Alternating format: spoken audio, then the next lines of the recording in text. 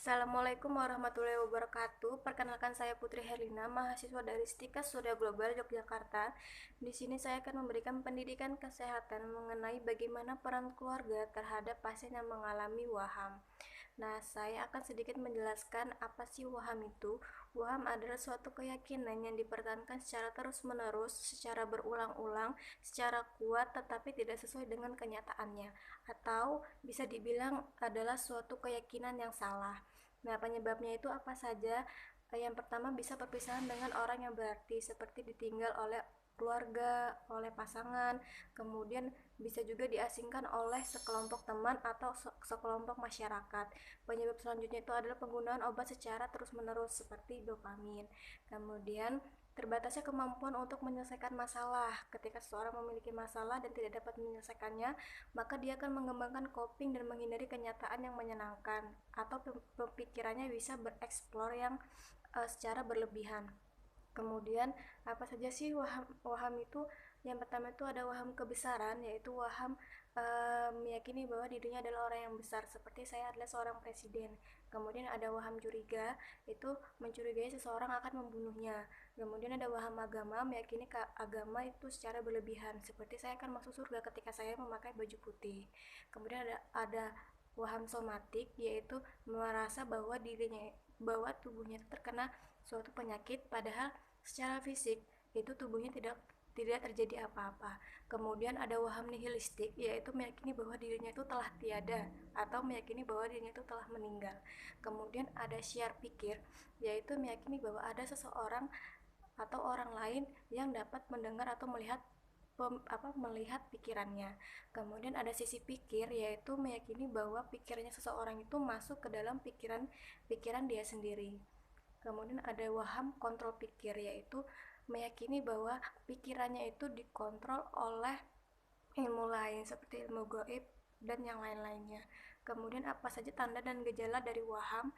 Yang pertama itu klien mengungkapkan suatu yang diyakininya atau mengungkapkan sesuatu yang diyakininya salah, seperti dia mengungkapkan bahwa dirinya adalah presiden. Kemudian pasien akan mengalami curiga, bermusuhan, kemudian pasien akan merusak diri, pasien terkadang merasa takut bahkan sampai dengan sangat takut, kemudian pasien akan merasa waspada, kemudian ekspresi wajah tegang, mudah tersinggung, kemudian tidak dapat menilai lingkungan atau realita yang sebenarnya. Nah, ini yang paling penting. Apa sih atau bagaimana sih peran keluarga terhadap pasien yang mengalami waham? Yang pertama itu ada hindari berdebat pasien dengan wahamnya. Kita tidak boleh ikut mendebat atau menolak secara keras yang diyakininya, karena itu akan dapat membuat pasien mengalami waham yang lebih dalam. Peran yang kedua, hindari mendukung waham. Misalkan pasien itu mengalami waham agama, saya meyakini bahwa ketika saya memakai baju putih-putih saya akan masuk surga. Kita tidak boleh langsung mengikuti, kita akan memakai baju putih tiap hari pagi sampai sore agar kita masuk surga. Itu sama saja kita mendukung waham pasien. Itu akan mempersulit kesembuhan bagi pasien tersebut.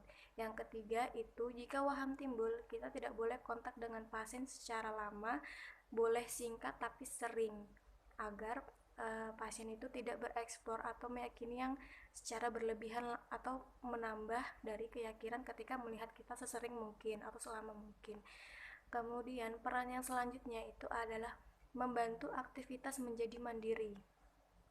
Membantu aktivitas secara mandiri.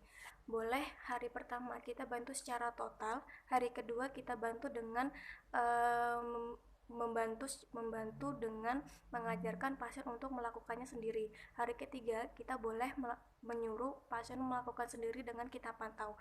Hari-hari selanjutnya itu akan melatih pasien melakukan aktivitas secara mandiri dengan kita pantau. Kemudian terakhir itu ada terapi obat.